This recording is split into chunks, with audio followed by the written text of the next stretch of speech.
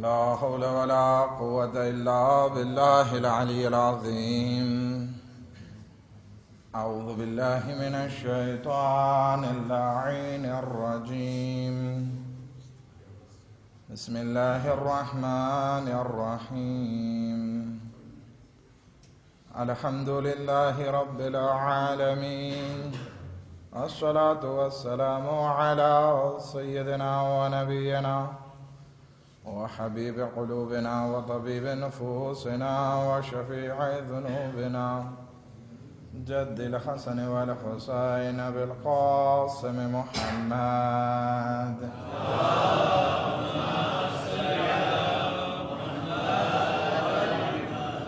وأهل بيته الطيبين الطاهرين المعصومين المظلومين، ولعنة الله على أعدائهم أجمعين. أما بعد، قال صلى الله عليه وآله وسلم: بسم الله الرحمن الرحيم. مثل أهل بيتي كمثل سفينة نوح، من ركبها نجا ومن تخلف عنها غرق.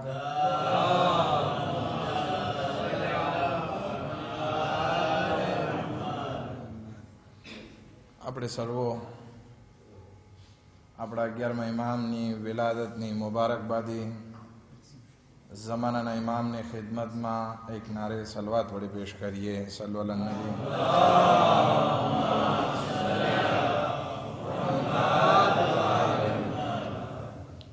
હમણાં હાલમાં સમાચાર આવ્યા છે કે ઈરાન ખાતે આગાએ હાશમી રફસંજાની આ દુનિયાથી રૂખસત થયા છે.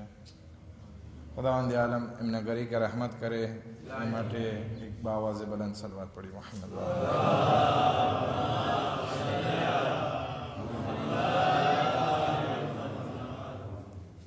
એ પહેલાં કે આપણે મજલિસની શરૂઆત કરીએ, આપણા એક મોમિન ભાઈ પણ કિડનાપે છે, હજી એમની રિહાઈ માટે સર્વે સાથે મળી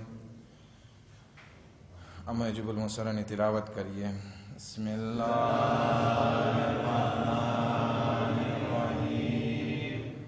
અમ્મા યુજીબુલ મુઝ્ઝર્રા ઇઝા દઆહુ વયક્શિફુ સ્સૂ.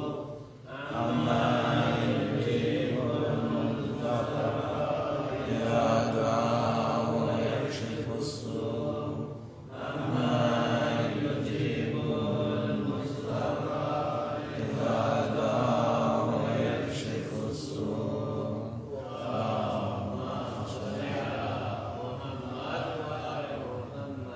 આજે આપણા 11મા ઇમામની વિલાદતનો દિવસ છે કે જેમનું નામ હસન છે. એમના લકબમાં મશહૂર લકબ અસ્કરી, ઝકી અને ઇબ્નુર રેઝા છે. એમની કુનિયત અબુ મોહમ્મદ છે. એમના પિતા ઇમામે હાદી અને માતા હદીસા ખાતુન યા સુસન નામ છે. ઇમામનો જન્મ 8 અથવા તો શેખે મુફીદની રિવાયત પ્રમાણે જે આપણે મનાવીએ છીએ 10 રબીઉલ સાની 10 રબીઉલ આખર હિજરી સન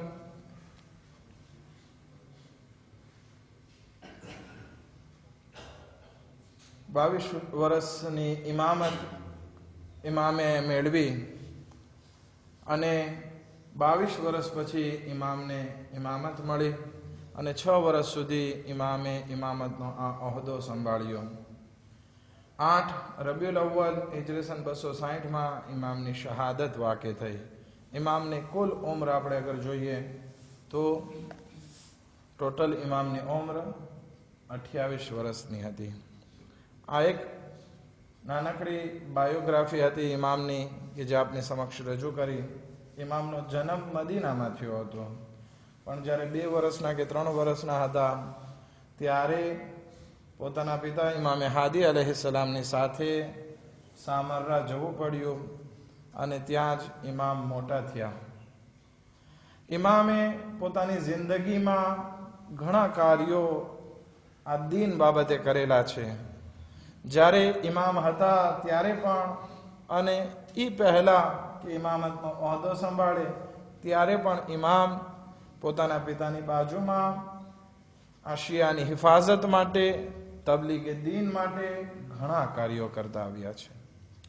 એમાંથી આપણે એક મૌઝુની શરૂઆત કરી અત્યારે કે ઇન્શાઅલ્લાહ અમુક વાતો એ સંદર્ભમાં આપણે વાત કરશું કે ઇમામ અલૈહિસ્સલામે કેટલી મહેનત કરી છે ત્યારે આ શિયા હિફ્ઝો અમાનમાં છે.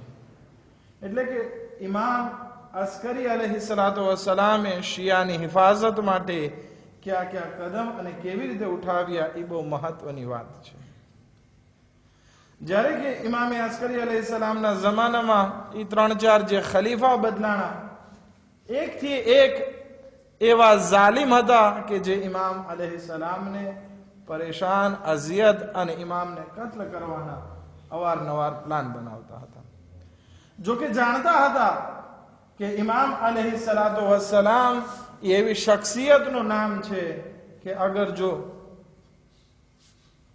જમીન તરફ ઇશારો કરે તો આ જમીન જે છે એ સોનાને જવાહરાતમાં બદલાઈ જાય.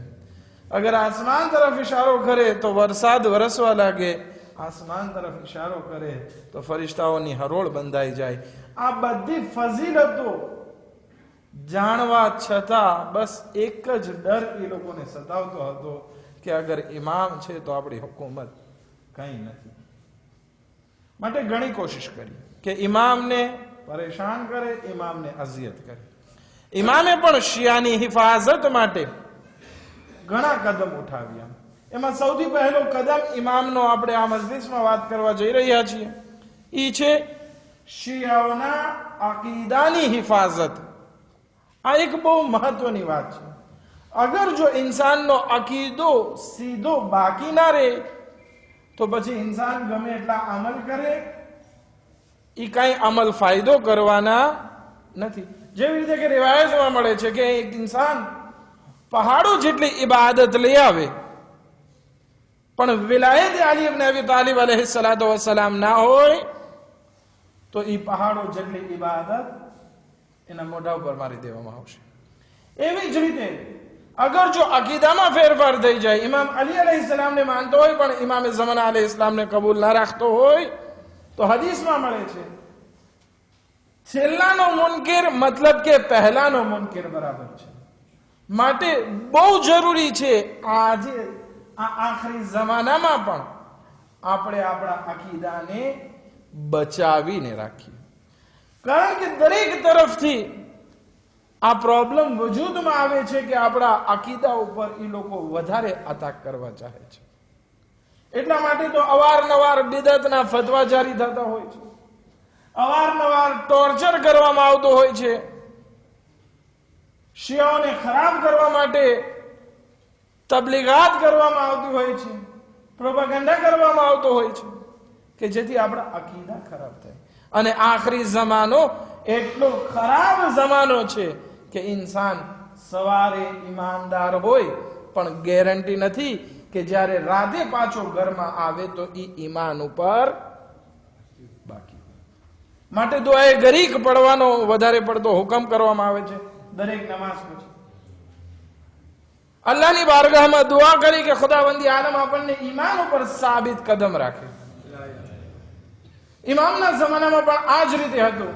કેટલાય ફિરકાઓ વજૂદમાં હતા, પોતાનું કામ કરતા હતા, પોતાના ફિરકાને આગળ વધારવા માટે કેટલી મહેનતો કરતા, વાકેફિયા હતા. સૂફી મઝહબ બહુ આગળ વધી રહ્યો હતો એ જમાનામાં.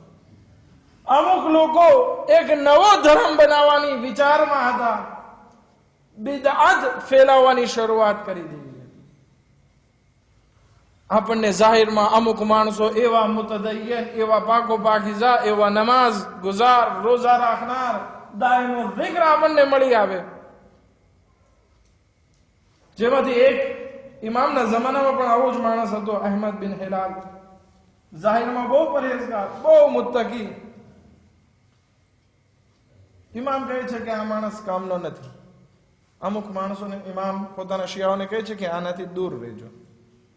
જ્યારે ઇમામની વાત શિયાઓ વચ્ચે ફેલાવા માંડી ને, માણસોને ઈ વાત કબૂલ નથી કે આ ઇમામ કહે છે.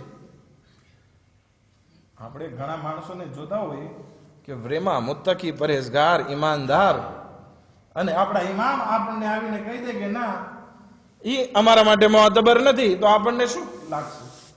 આપણે આંખેથી જોઈએ ઈ કે આપણા ઇમામ કહે છે?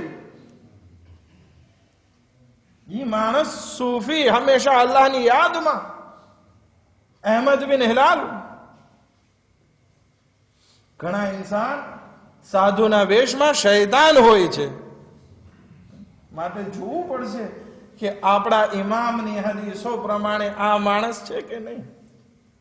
ઘણી હદીસમાં કહેવામાં આવે છે કે તમે માણસોના નમાઝ અને લાંબી લાંબી નમાઝ, લાંબા લાંબા રોકો અને સિજદા તરફ ના જાઓ, નમાઝ રોઝા તરફ ના જાઓ, બલકે જુઓ એનામાં સચ્ચાઈ અને અમાનતદારી છે કે નહીં.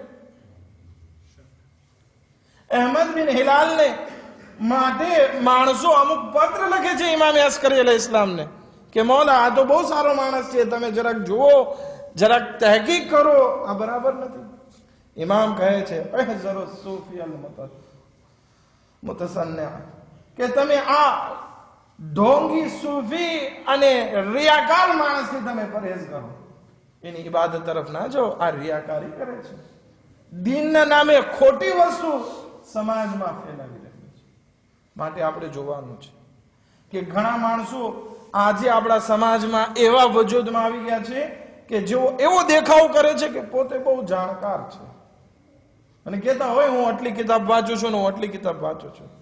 આ કહે છે શું કામ? આ એક જાતે રિયાકારી હોય કે દેખાડવા ચાહે કે હું કંઈક છું. પછી જયારે આ બધું દેખાડે પછી આપણા મગજમાં અમુક અમુક શુબહાત, શક નાખતા હોય છે. આ આમ કેમ છે, આ આમ કેમ છે? રસૂલે ખુદાના જમાનામાં તો નમાઝ અલગ અલગ પડાતી હતી, આપણે શું કામ ભેગી પડીએ છીએ? આ બધા માણસો જે છે દીનમાં ફેરકા અને ફિતના ફેલાવવા માંગતા હોય છે. આપણા સમાજમાં પણ હોય છે આ બધી વસ્તુ.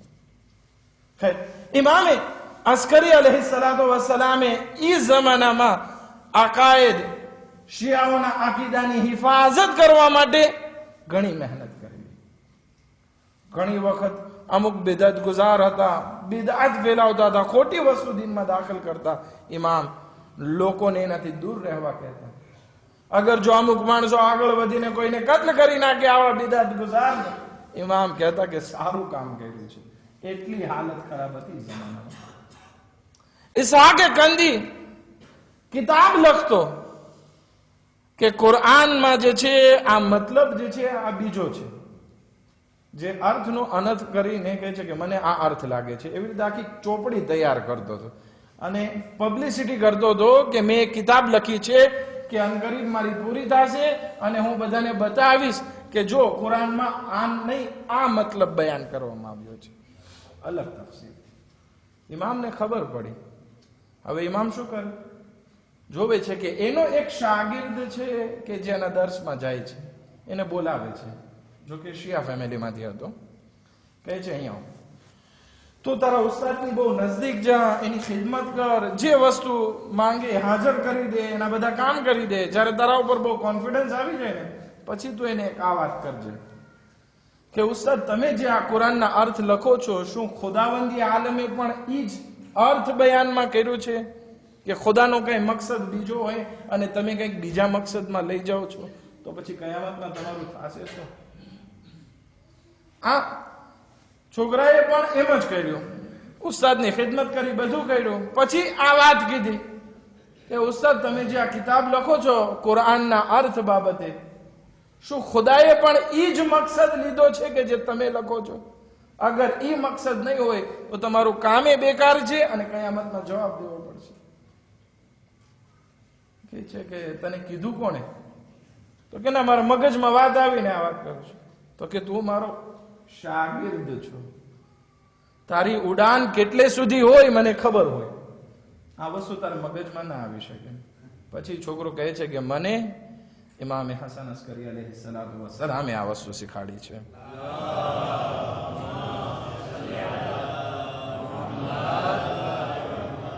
ત્યારે કહે છે ઇસ્હાકે કંદી ખરેખર ઇલ્મના વારિસ આ અહલે બેત અલૈહિસ્સલામ જ છે, અને પોતાની કિતાબ જે લખી હતી એ આખી બાળી નાખે છે. હકને કબૂલ કરવું પણ એક મોટી વાત છે. ખૈર, આ હતું ઇમામના જમાનામાં અકીદાની હિફાજત. બીજી વસ્તુ, ઇમામ જે છે એ અખલાકિયાતની પણ હિફાજત કરતા હતા. કેવી રીતે હિફાજત? આજે સમાજમાં અખલાકને ફેલાવવો હોય તો એનો રસ્તો શું? મિંબર ઉપરથી બયાન કરવું એક રસ્તો હોઈ શકે, પણ એનો મેયર રસ્તો એ છે કે ઇન્સાન ખુદ અખલાકનો નમૂનો પેશ કરે. ઇમામે પણ એ જ કર્યું. આ અખલાકિયાતની વાતોની હિફાજત કરવા માટે ઇમામે એ નમૂનો પેશ કર્યો. જો કે આપણા બધા ઇમામ અખલાકની મેરાજની બલંદી ઉપર હતા. એટલે સુધી કે જ્યારે ઇમામને કેદ કરવામાં આવ્યા ત્યારે હુકમ આપવામાં આવે છે કે જેટલી મુસીબત નાખી શકાય ને ઇમામ ઉપર નાખજો, અને એવા માણસોના હવાલે કરતા કે જે અહેલે બેતના ખતરનાક દુશ્મન હોય અથવા એના દિલમાં રહેમ જેવી જાત ના હોય. તો ઇમામને પહેલા તો અલી બિન નારમિશની કેદમાં મોકલવામાં આવ્યા કે જે આલે રસૂલનો કટ્ટર દુશ્મન હતો, પણ ઇમામના અખલાક, ઇમામની ઇબાદત, ઇમામનો જે દાયમો zikr જોઈ, એ ખતરનાક માણસ જે હતો, અહેલે બેતનો દુશ્મન હતો, એનું દિલ પણ પીગળી જાય છે અને કહે છે કે મૌલા, હવેથી હું તમને હેરાન નહીં કરું અને તમને જે પણ જરૂરત હોય હું તમને લાવીને આપીશ. જ્યારે ખલીફાને ખબર પડી, બોલાવે છે કે ભાઈ આ શું છે? તો કે એક એવો માણસ કે જે ખુદાનો માણસ છે એને હું કેવી રીતે અઝિયત પહોંચાડી શકું? અત્યાર સુધી હું પ્રોબ્લેમમાં હતો. એ કેદમાંથી કાઢી અને સાલેહ બિન વસીકની કેદમાં લાવવામાં આવે છે કે એના દિલમાં રહેમ જ નહોતો, બેરહેમી તરીકે આ માણસ મશહૂર હતો. પણ જ્યારે ઇમામના અખલાક,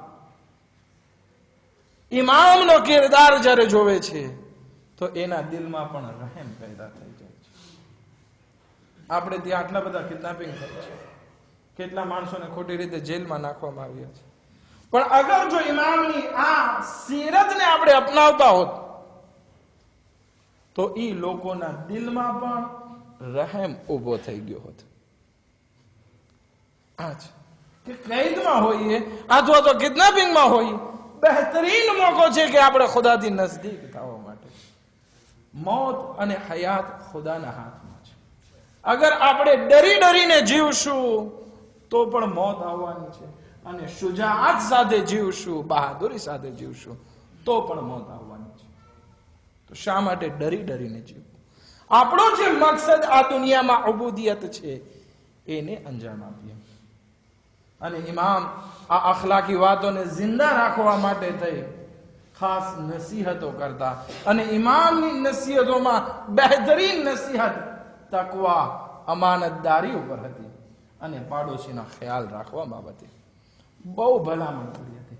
કે એના શિયાઓને ઇમામ બતાવતા કે અગર જો તમે અમાનતદાર, તમે તકવાવાળા રાખવાવાળા હશો, તમે પાડોશી સાથે સારો વ્યવહાર રાખશો તો શિયાની ઇજ્જત તમારા કારણે વધવામાં આવશે. આ બીજું અખલાકની હિફાજત. ત્રીજું, સામાજિક સ્તર ઉપર જે છે શિયાઓની હિફાજત. હવે એ જમાનામાં ખલીફાઓ મેક્સિમમ કોશિશ કરતા કે જે પણ શિયાઓ હોય એને કેદમાં મોકલવામાં આવે, એના ઘરબારને લૂંટી લેવામાં આવે, એમના સાથે વેપાર સરખો ના કરવામાં આવે, એને ટેક્સ વધારે ભરવાનો કે આ બધા પ્રોબ્લેમ એ જમાનામાં મોજૂદ હતા. હવે જ્યારે એક ઇન્સાનને બધી કોરથી પ્રોબ્લેમ આવે તો એ જાય ક્યાં? એ વખતે ઇમામ સખી બની અને લોકોની મદદ કરતા હતા. લગભગ કોઈ ઇન્સાન જે છે ઇમામના દર ઉપરથી ખાલી હાથે નહોતું જતો. જ્યારે કેટલો પહેરો પણ મોજૂદ હતો, જે પણ આવે ઇમામ એની મદદ કરતા, માંગે એ પહેલા મદદ કરતા. ન ફક્ત એમના ચાહવા વાળાઓ બલકે ગૈર લોકો, વાકેફિયા મઝહબના પણ લોકો આવે, ઇમામ એની મદદ કરતા. મોહમ્મદ બિન અલી કે જે અલવી ખાનદાન અને એના પિતા બંને અલવી ખાનદાનથી, કહે છે કે આપણે પ્રોબ્લેમ છે પૈસાનો, કરવું તો શું કરવું? તો કે જઈએ ઇમામ હસન અસ્કરી ઇસ્લામ પાસે. સાંભળ્યું છે કે પોતે બહુ સખી છે. બાપ દીકરો બંને નીકળે છે. બાપ એના દીકરાને કહે છે, કાશ ઇમામ જે છે એ મારી 3 હાજત પૂરી કરી દે તો બહુ સારું. હવે 3 હાજત શું હતી?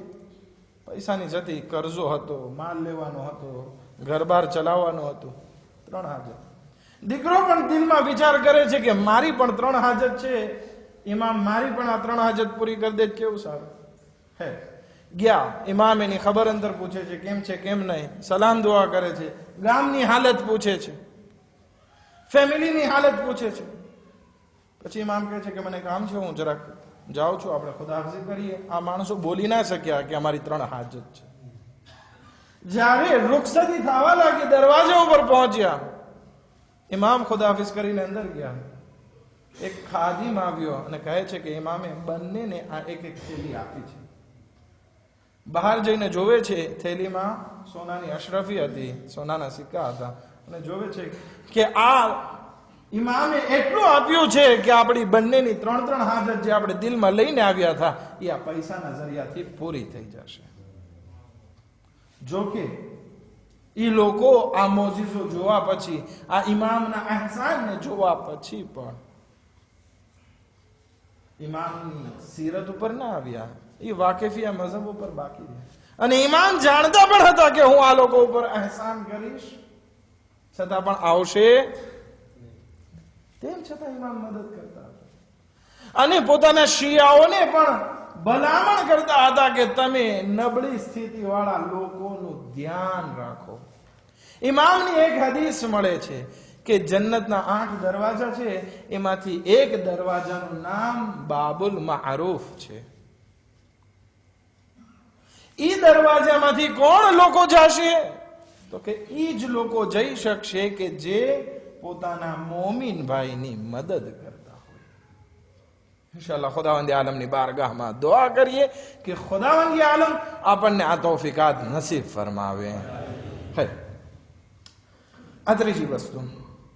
ચોથી વસ્તુ, પોલિટિકલ સ્તરે ઇમામ પણ હિફાજત કરતા શિયાઓની. ઇમામે હુકમ આપેલો કે કોઈ મારા શિયાઓને અધિકાર નથી કે બની અબ્બાસની હુકુમતમાં નોકરી કરવા માટે આગળ વધે. તમે જાલિમની મદદ ના કરો. અગર જો તમે તમારા મોમિન ભાઈના રાઝ ફાશ કરી એને ત્યાં કહેવા જશો તો અલ્લાહની બારગાહમાં ગુનેગાર થશો. ઇમામ આ હુકમ જ મનાઈ કરી દીધી હતી કે તમે ના જાઓ. એક જમાનામાં 7મા ઇમામના જમાનામાં ઇમામે ખાસ રજા આપેલી એક માણસને, પણ લગભગ જે છે મેજોરિટી ઇમામ કોઈને રજા નતા આપતા. એનું કારણ છે કે હદીસ સામે આવે છે કે જેમાં ઇમામે હસન અસ્કરી અલૈહિ સલાતુ વસ્સલામ ફરમાવે છે, બઅસલ અબ્દ અબ્દુન ઝા વજહૈન વ ઝા લિસાનૈન, કે સૌથી ખરાબમાં ખરાબ અલ્લાહનો બંદો ઈ છે કે જેના 2 મોઢા ને 2 જબાન હોય. ઈ કોણ? અહીંયા તો બધાના એક જ મોઢા દેખાય છે, અને પૂરી દુનિયામાં આપણે જોવા જશું બધાનું એક જ મોઢું, એક જ જબાન દેખાશે. પણ નહીં, અહીંયા જે વાત થાય છે એ હકીકતમાં મુનાફિક લોકોની વાત થાય છે કે આપણી સામે બીજા હોય અને પાછળથી બીજા હોય. આપણી સામે કંઈક બોલતા હોય, પાછળથી કંઈક બોલતા હોય. એને ઇમામ 2 મોઢાળા ને 2 જબાન વાળા કહે છે, અને કહે છે કે સૌથી ખરાબમાં ખરાબ માણસો છે. યત્રી અખાહુ શાહિદન વ યાકુલહુ ગાયબા. આ 2 મોઢા ને 2 જબાન વાળા માણસો શું કરે છે કે સામે હોય તો વખાણ કરે, વાહ વાહ તમે કેટલા સારા માણસ છો, તમારી જેવો કોઈ નથી. પાછળ ફરે એટલે ગીબત કરવાનો શરૂ કરી દે, એનો ગોશ્ત ખાવાનું શરૂ કરી દે. ઇન ઉતિયા હસદ, અગર જો એને કઈ આપવામાં આવે તો એ હસદ કરશે કે મારા પાસે નથી અને આ માણસ મને આપે છે. વૈન ઇબ્તલા ખાના, અને અગર જો એ ઇન્સાન આવો 2 મોઢાળો ને 2 જબાન વાળો માણસ કઈ મુશ્કેલાતમાં આવશે તો એ બીજા સાથે ખયાનત કરશે. જેવા પૈસા ખાલી થાય એટલે શું થશે? કિડનેપરો સાથે મળી જશે અને કહે છે કે મને પણ આટલા પૈસા આપજો, હું તને બધી ઇન્ફોર્મેશન આપું. ખુદા લાનત કરે એવા માણસો ઉપર કે જે આ કામ કરી રહ્યા છે. એક બહુ સારો એવો શેર છે, એ શેર અહીં નહીં યાદ નથી, એનો મફહૂમ આ છે कि दुख तो खुद अपने ही हमें देते हैं, वरना गैरों को क्या पता हम किस बात से दुखी होते हैं. દુઃખ દેવા વાળા ખુદ આપણા પોતાના જ હોય છે. બીજા લોકોને શું ખબર કે આપણને કઈ વાતથી દુઃખ થાય છે. આ વસ્તુ, આ પોલિટિકલ લિહાઝ હતો ઇમામનો, કે ઇમામ બધા શિયાઓને બચાવતા હતા કે એ લોકો આગળ ના વધે, જાલિમ લોકોની મદદ કરવા માટે. અને ઇમામ ખાસ એક હદીસમાં બે વસ્તુ આ પોલિટિકલ લિહાઝથી બયાન કરે છે. ઇયાક વલ ઇઝાઅ, કે ખબરદાર તમે તમારા મોમિન ભાઈના રાજને ફાશ ના કરો. વ તલબુર રિયાસા, અને કોઈ દિવસ તમે હુકુમતના ચાહક ન બનો. બે વસ્તુ ઇમામ મનાઈ કરે છે આ હદીસમાં. એક, તમારા મોમિન ભાઈની સેકરે બહાર ના લઈ જાઓ. બીજું, તમે હુકુમતના તલબગાર ના બનો કે બસ મારે હુકુમત હાથમાં લેવી જ છે. ના, એક વસ્તુ છે ખિદમત કરવાનો મોકો હાથમાં લે, બરાબર છે, પણ ના હુકુમત નહીં. કારણ કે ઇમામ ફરમાવે છે ફઇન્નહુમા યદઉવાને ઇલલ હલકા, આ બે વસ્તુ, રાજને ફાશ કરવા અને હુકુમતની મોહબ્બત રાખવી, આ બે વસ્તુ ઇન્સાનને હલાકત તરફ લઈ જાય છે. તમે તમારું કામ કરી રાખો. આ છે ઇમામ. આ રીતે ઇમામ પોતાના શિયાઓની પોલિટિકલ લિહાઝથી જે છે એ હિફાજત કરતા હતા. શિયતની હિફાજત સિયાસત રીતે કરતા હતા. છેલ્લી વાત જહેમત તમામ. પાંચમી વસ્તુ, બીજા ફિરકાઓ સાથે, બીજી કોમ્યુનિટી સાથે ઇમામ ફરમાવે છે કે તમે તમારો વ્યવહાર સારો રાખો. આ હદીસ છઠ્ઠા ઇમામથી પણ વારી થઈ છે, 11મા ઇમામથી વારી થઈ છે. કુનુ લના ઝૈનન વલા તકુનુ અલૈના શૈનન, કે તમે અમારી માટે ઝીનતનું કારણ બનો, તમે અમારા માટે બેઇજ્જતી અને ઝલાલતનું કારણ ના બની જાઓ.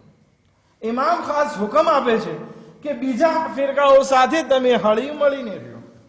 એ લોકોની સામે લાનત કરવાની આપણને રજા નથી આપી કે એ લોકોને લાનત કરી અને તમે એનું દિલ દુખાવો નહીં. લાનત તમારા પોતા માટે છે કે તમે ઇઝહારે નફરત કરો તમારી જાતની સાથે એ લોકો પ્રત્યે, કે જેથી તમે એવા કામ ના કરો. પણ આમ કોમ્યુનિટી સાથે આબાદ રીતે હળી મળીને રહેવાનું કીધું. હત્તા કે ઇમામે કીધું કે જાઓ તમે લોકો એ લોકોની નમાઝે જમાઅતમાં પણ શરીક થાઓ. પછી ફરમાવે છે તમે જાઓ, અગર જો કોઈ એનું બીમાર પડ્યું છે તમે અયાદત માટે જાઓ. અગર કોઈ ગુજરી ગયું છે તો તમે એ લોકોની જનાઝામાં શરીક થાઓ. રસૂલ ખુદા સલ્લલ્લાહુ અલૈહિ વસલ્લમ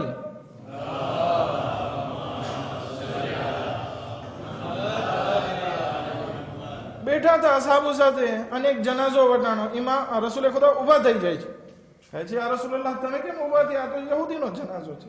તો કે યહૂદી પછી છે, પેલા ઇન્સાન છે. હા, ઇમામ હસન અસ્કરી અલૈહિ સલામ પણ આ જ વસ્તુ ફરમાવે છે કે તમે બીજી કોમ્યુનિટી સાથે હળી મળીને રહ્યો. એ લોકો બીમાર પડે તો ખબર કાઢવા જાઓ, ગુજરી જાય એના જનાઝામાં શરીક થાઓ. પણ અફસોસની વાત એ છે કે આપણે આપણા મોમિન ભાઈના જનાઝામાં શરીક નથી થઈ શકતા. અને તમે એ લોકો સાથે એવા અખલાક સારા રાખો કે તમને જોવાથી આ શિયતની ઇજ્જતમાં વધારો થાય. આ પાંચમી વસ્તુ જે ઇમામની ભલામણ હતી કે જેના થકી આ શિયાઓની હિફાજત કરી શકીએ. આ પાંચ વસ્તુ મુખ્તસર તમારી સમક્ષ રજૂ કરી.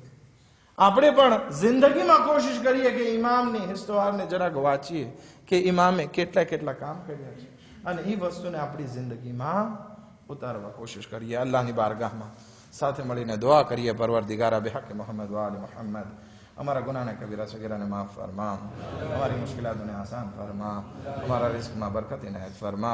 खुदा बहक मोहम्मद व आले मोहम्मद जो मोमिन मोमिनात परेशान हाल जो खुदा लोगों की परेशानी उन्हें दूर फरमा।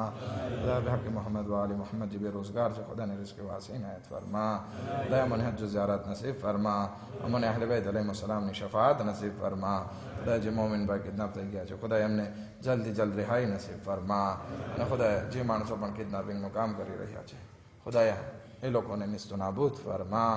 खुदा बहक मोहम्मद व आले मोहम्मद दुश्मनान इस्लाम ने निस्तो नाबूद फरमा। हज़रत आयतुल्लाह सिस्तानी ने दीगर मराजों ने सेहत व सलामती साथ लंबी उम्र इनायत फरमा। इमाम ज़मान अलैहिस्सलाम ने ज़हूर में जल्द जल्द ताजील फरमा, मेमून अंसारों में शुमार फरमा। रब्बना तक़ब्बल मिन्ना इन्नका अंतस समीउल अलीम।